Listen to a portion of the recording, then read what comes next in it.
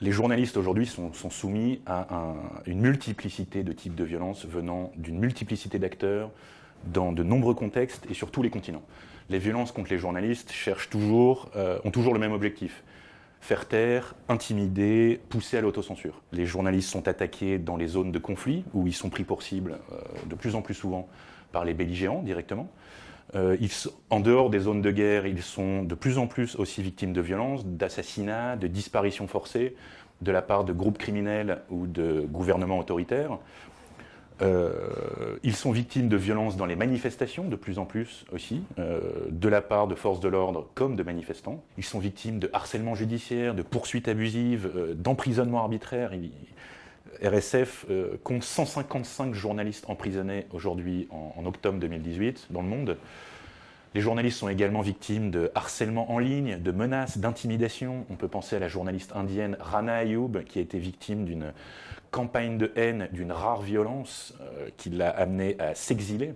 Aujourd'hui, 90% des crimes commis contre les journalistes restent impunis. L'impunité en elle-même est une forme de violence contre les journalistes, puisqu'elle pousse à l'autocensure, à la crainte, à l'exil.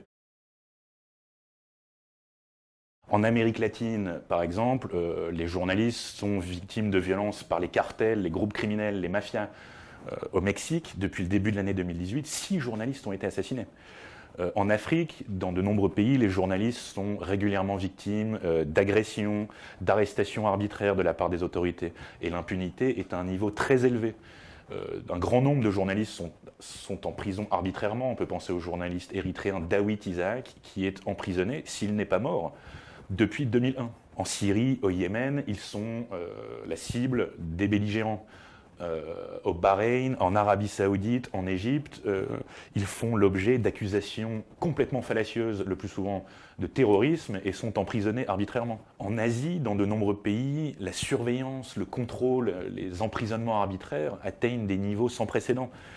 Rien qu'en Chine, il y a plus de 50 journalistes et blogueurs emprisonnés à ce jour. En Turquie, en Russie également, les journalistes sont victimes de harcèlement, sont emprisonnés arbitrairement. La Turquie est aujourd'hui la première prison du monde pour les journalistes. Et même dans les démocraties qui, pendant longtemps, ont été épargnées par les violences, on voit que les journalistes, de plus en plus, sont soumis aux violences verbales de la part de dirigeants politiques. Donald Trump passe son temps à attaquer la presse.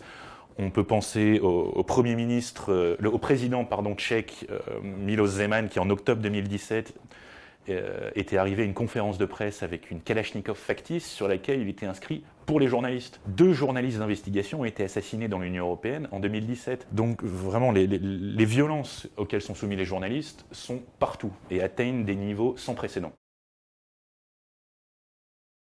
Pour les justiciables et même pour un certain nombre de magistrats et de juges dans beaucoup de pays, le droit international est mal connu, donc peu appliqué, il semble très lointain, et il peut même parfois être considéré comme peu légitime à répondre à des situations locales.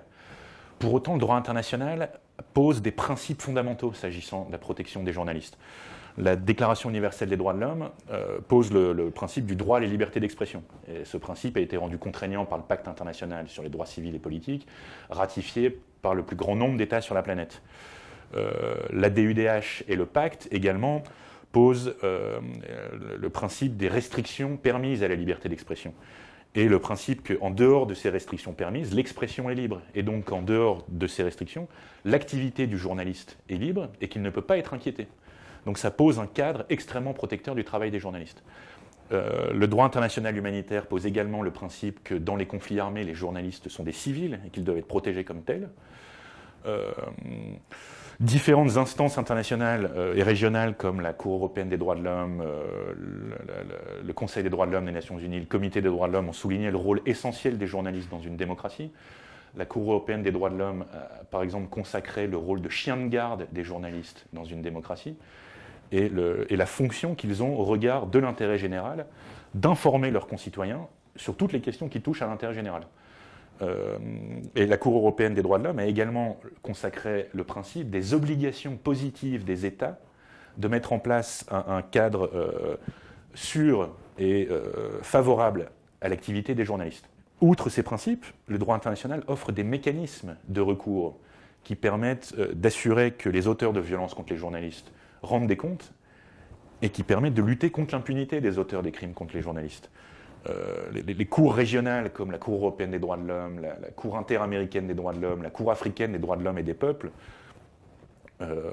offrent des voies de recours dès lors que toutes les voies internes sont épuisées.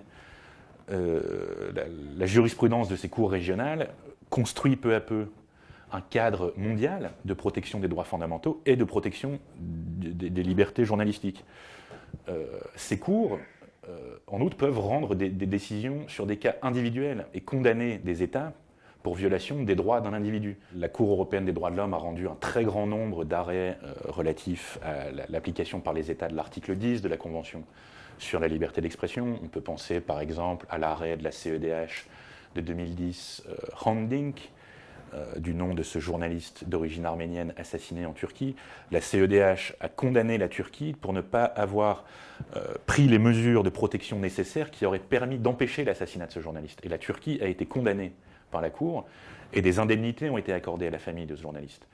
On peut penser à l'arrêt de 2018 dans lequel la Cour européenne condamne la Russie pour ne pas avoir empêché l'assassinat de la journaliste d'investigation Anna Politkovskaya.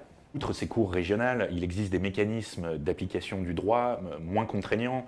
On peut penser aux procédures spéciales du Conseil des droits de l'homme des Nations Unies, aux groupes de travail sur la détention arbitraire, qui peuvent rendre des avis sur une situation individuelle basée sur une analyse de cette situation et une analyse du droit.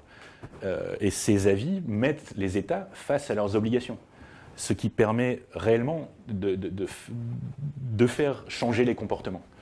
Donc vraiment, le droit international aujourd'hui est non seulement la base du droit national et le point de référence des législations nationales, il offre des voies de recours individuelles et il est absolument essentiel à la protection des droits individuels et à la protection des droits des journalistes en particulier.